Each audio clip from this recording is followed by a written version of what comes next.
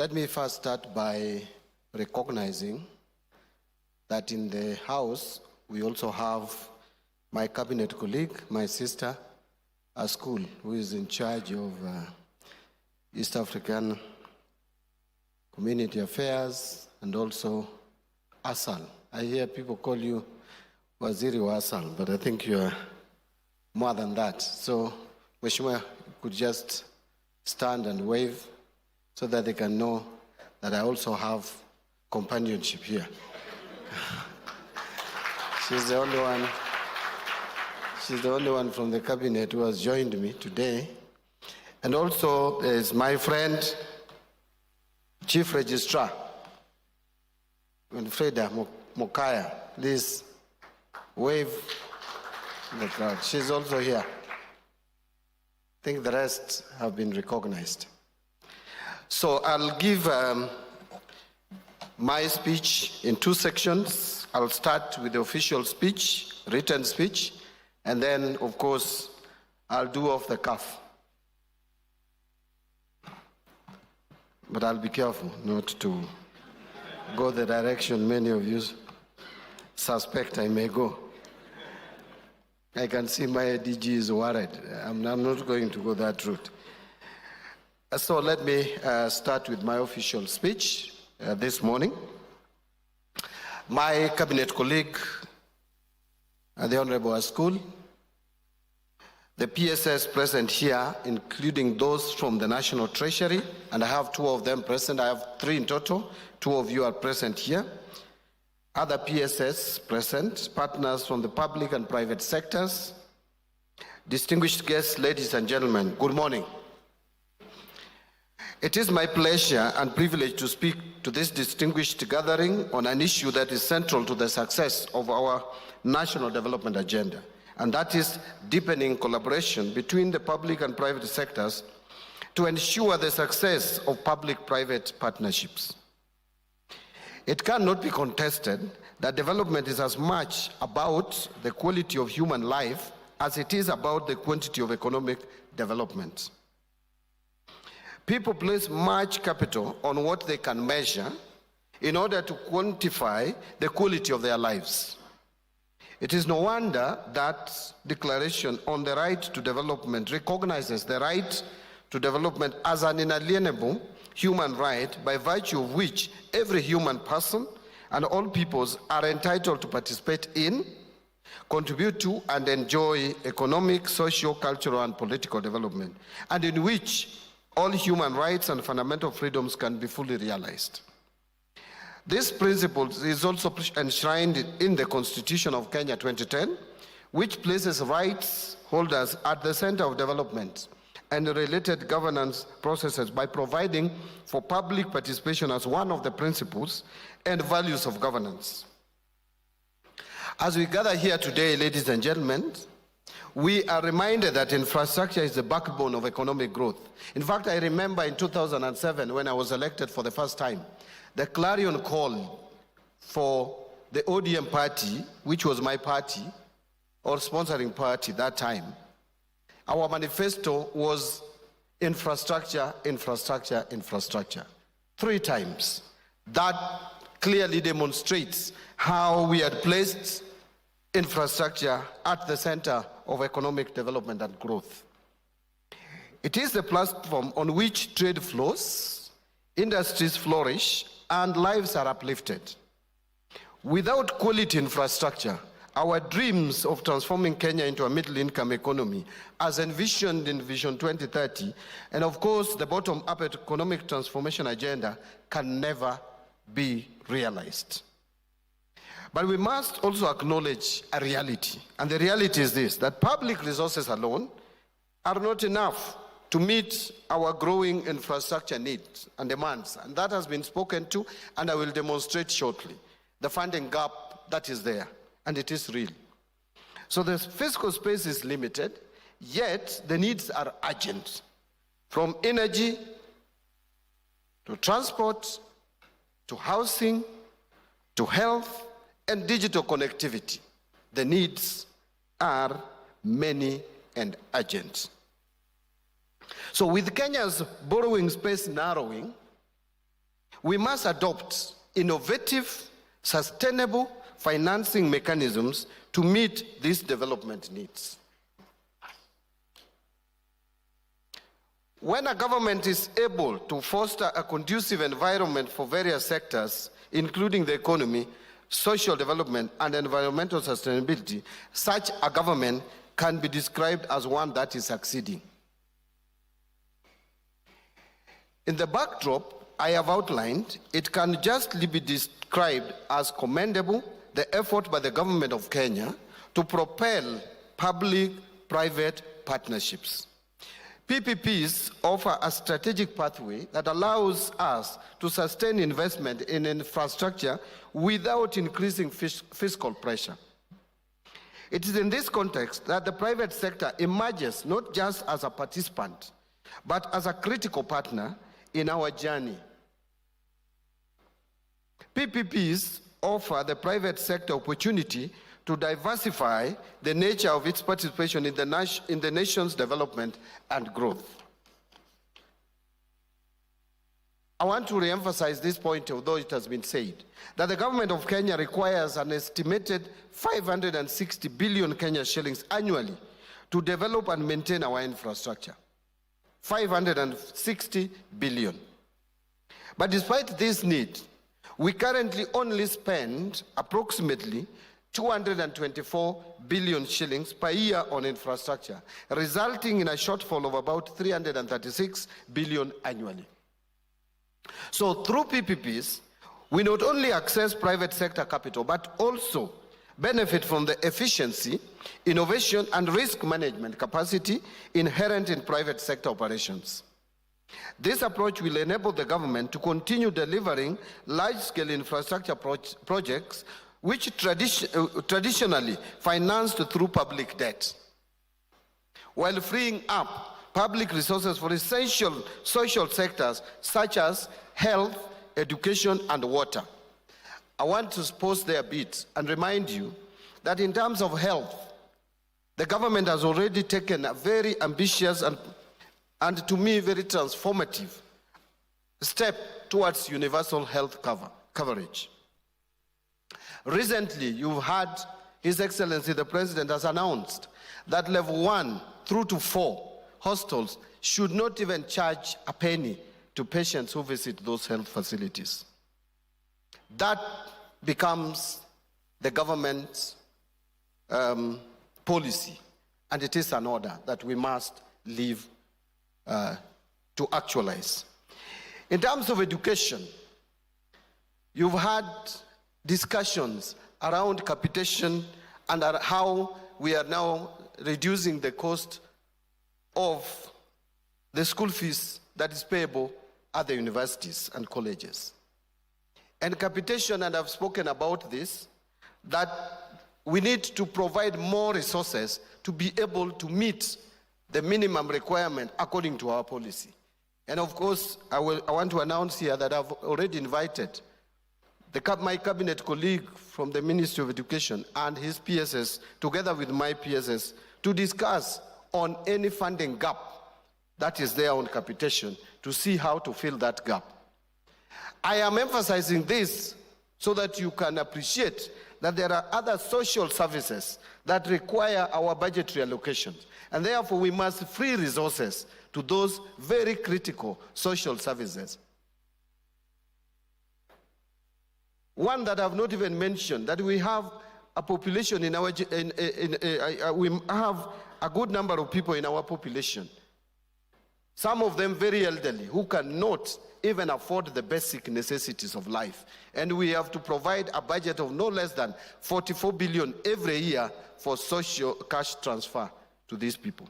So then that requires that we become more innovative in financing infrastructure so that we release or free the resources to go into those social services. So in this way, PPP is not merely a financial tool, but a catalyst for sustainable development, allowing us to build modern, resilient infrastructure for current and future generations. So how ready are we as a nation? How ready are we for PPPs?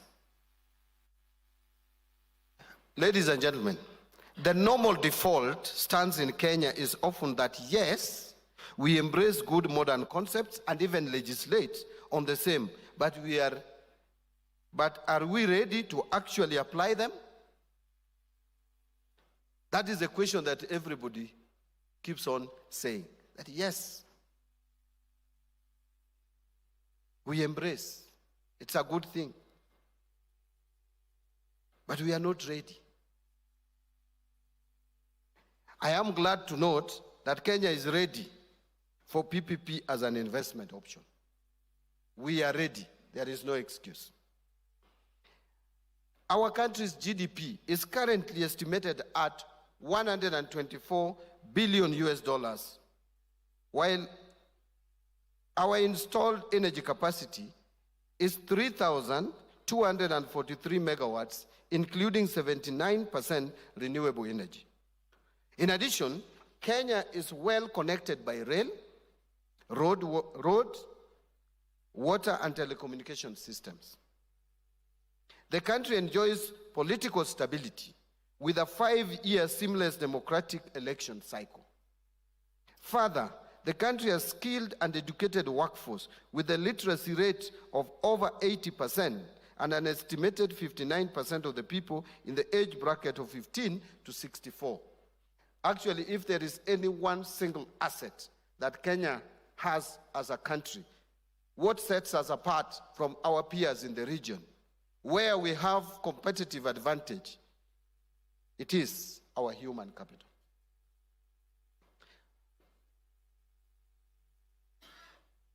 These are buttressed by investment-friendly legislations and a solid capital base. Domestic capital pension fund stands at over 2.25 trillion shillings as at now. Banking sector is at 7.7 trillion shillings, and a significant insurance and SACCO assets. We are determined to leverage this capital through pooled instruments to tap into the compelling opportunity for sustainable infrastructure financing in Kenya. So this is a commitment. The government of Kenya remains firmly committed to PPPs. To this end, we have established a robust legal and regulatory framework through the enactment of the PPP Act of 2021. This legislation enables the private sector participation in the financing, construction, development, operation, and maintenance of infrastructure across various sectors through a range of contractual models. Consequently, Kenya has developed a strong pipeline of active PPP projects at various stages of development, underscoring its seriousness in leveraging private sector efficiency and capital. And I think my team, which spoke ahead of me, have spoken about the pipeline projects. To complement this framework, we enacted the Nairobi International Financial Center Act, which provides a legal foundation for positioning Nairobi as a competitive financial hub. This is key to attracting and retaining global financial institutions that can support large-scale infrastructure projects. So, have we made progress? So I want to mention the following: that the favorable, conducive environment does not veil us, as the policy makers and administrators of the day, from taking stock of the realities of existing gaps or shortcomings. In a further demonstration of our dedication, the government has partnered with the private sector by facilitating the establishment of a private sector-led committee of experts, which committee I personally appointed this year.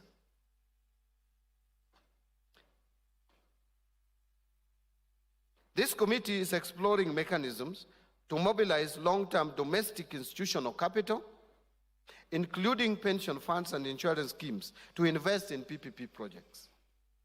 This initiative aims to establish policies for mobilizing long-term capital from local financial markets for investment into PPP infrastructure projects. So in spite of the myriad challenges that we have faced so far in implementation of PPP projects, Kenya has made significant strides in implementing public-private partnerships with 8 projects which were mentioned by the DG and others who spoke ahead, currently at implementation across key sectors of the economy, including roads, housing, and energy sectors. And I actually watched my peers in Galana Kulalu over the weekend inspecting, together with the peers in charge of irrigation, looking at the project and the progress. And I think it was very impressive to see government officers seeing something that is already on the ground and not just on paper. These initiatives are already delivering tangible benefits to Kenyans by enhancing the quality, efficiency, and accessibility of essential public services. They serve as clear evidence that PPPs are not just a financing mechanism, but a transformative approach to public service delivery. They embolden our resolve to continue to strengthen and improve this angle of pursuing our national development. So I want, before I go to my off-the-cuff remarks, and then I come to conclude, to unveil new projects that have just been talked about. So, ladies and gentlemen, I am glad to announce that we are offering the following projects to the market on a competitive basis. 1, 2,820 affordable housing units across subsidized with 200 market rate units in Athi River. That is number 1. Number 2, 3,000 capacity tuition facility and accommodation facility for 800 students at the Moi Teaching and Referral Hostel in Eldoret. 3, 4,000 bed capacity student hostels for the University of Nairobi's main campus. 4, 2,000 bed capacity hostel for Pwani Teaching and Referral Hostel in Kilifi. It is my desire to see full participation of Kenyans in these projects, and I do believe we have the capacity to finance, build, operate, and maintain these projects using local resources. So before I conclude, allow me to make a few other remarks, which I promised that I would make some off-the-cuff remarks. I want to start or begin by saying that those of you who will remember, or who remember when I appeared before parliamentary committee during my vetting, there is something that I promised the people of Kenya, and that is transparency and clear communication about what is happening at the National Treasury. And that promise, I am committed to deliver on that promise. That is why we have this symposium, so that the people of Kenya can begin to appreciate and understand what PPP is all about. If you ask many Kenyans, what do they remember about PPP? And I tried when I met some business editors in my office. The one thing that you will always hear them talk about is Adani.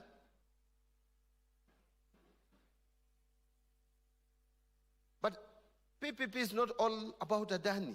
We have had PPPs before the Adani. We are continuing to have PPPs even post, let me call it post Adani. So PPP is beyond just a single transaction. And the other thing that you hear them talk about, and I agree with them on that PPP is the way to go.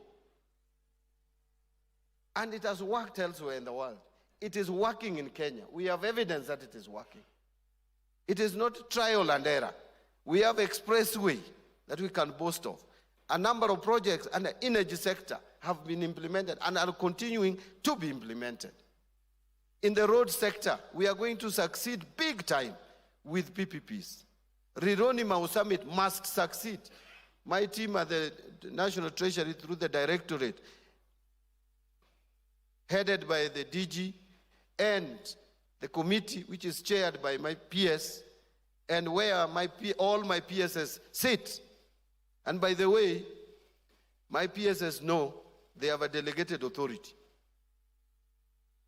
I am the one who is supposed to sit there. I am the boss of the Treasury. And they know that. So the three of them are working together to make me succeed. Kazi yangu ni kusucceed. Wao ndio wanafanya kazi. Mimi ni kusucceed tu.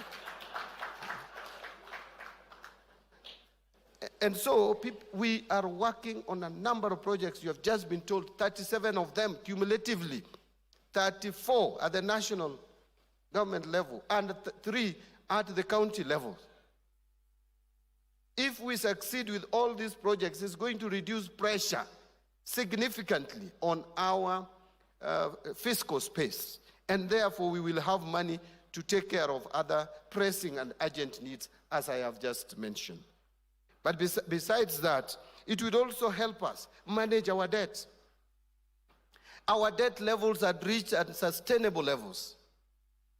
But I will tell you, I am very proud that we are managing our debts. Where I am today, I am very proud and confident that we are on the right track, that our debt sustainability is going to be within the levels and limits that are acceptable. Our borrowing must be put in check and in control. We have no choice to do that. You can see we have come up with innovative ways of raising money. This is just one of them. We have others. And now, something that has been a thorn in the flesh in this country of pending bills is being addressed. The road contractors who had already stopped working are back on the roads, and our roads are being developed. And this is improving the liquidity. I am happy that our banking sector, that the financial sector, they have started reducing interest rates to make resources available to the private sector to be able to invest. I am equally happy that we have got so many fundamentals right. But for us to keep these fundamentals, inflation within manageable limits, to have the correct reserve to protect this country from possible shocks, to keep that balance, to maintain economic growth of over 5%. All this for us to achieve, we must be innovative in looking for money to do our projects so that we don't put a strain on our budget, which again would lead to higher borrowing, more borrowing at high interest rates, which again would roll back the gains that we have so far realized. So we need to work together in this, ladies and gentlemen. This is not politics. This is economy. This is about our lives. Economy is about life. It doesn't matter where you come from. It doesn't matter your ethnicity. If this country is going to collapse in terms of economic progress, all of us, no one will be excluded. We are all going to suffer, even if you are rich. Even if you own the whole of Nairobi in terms of property, no one will live in those houses because they will not have capacity to pay. And that is why, because everything which is good can be made better. That is why I formed the committee of experts, because no one has monopoly of ideas. We want to work together, we want to consult together, we want to be advised also. And we are open to advice. So that is why we have, and I'm very, very impressed with the turnout of this symposium. This is clearly a demonstration of involving Kenyans in their affairs. This is the public participation. There is no any other public participation. We have involved the people. When you will now break out to start discussing the details, I want you to be as robust as possible. I have a technical team here, people who are knowledgeable, people who are experts, even more expert than I am. I know I still carry that tag of expert. But there are experts here. Kefa Seda is an expert in the room. In terms of the directorate. I know Naila is an expert here. I know Christine is an expert. I have a very strong team. And I told this directorate, when I first took up this assignment, that you will never again be footnotes at the Treasury. You must take your rightful position at the Treasury. Sawa sawa? That is where we are going. Onyonyi, there is no time to relax. My PSS, Kipto, and Odede, there is no time to relax. We must make PPP work for us and help this country deliver. I want to now conclude, because otherwise, I know I'm moving to very dangerous grounds where I will start boring you up, and I don't want to make that mistake. I can see my colleague is walking in. Actually, is the biggest consumer of PPPs. Thank you, Waziri. Thank you very much.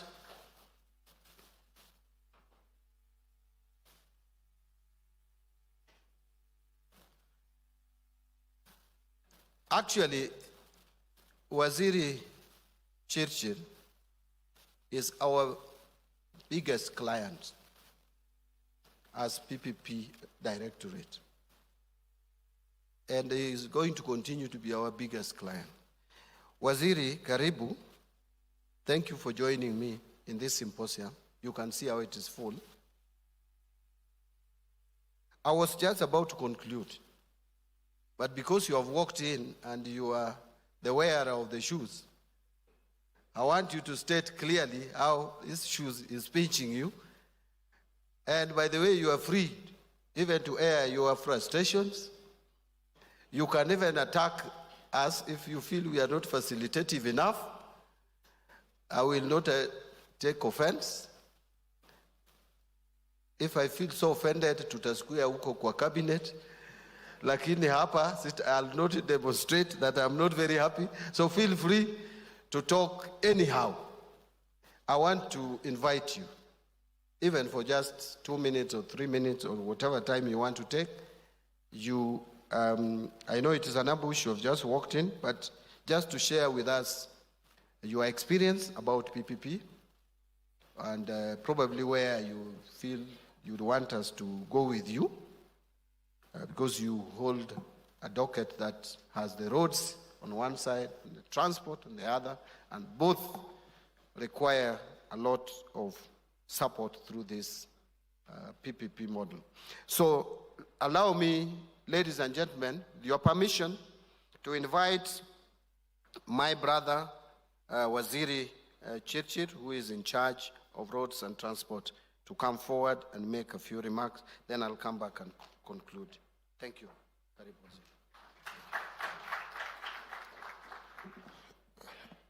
Thank you, Waziri. I didn't know you had such a big forum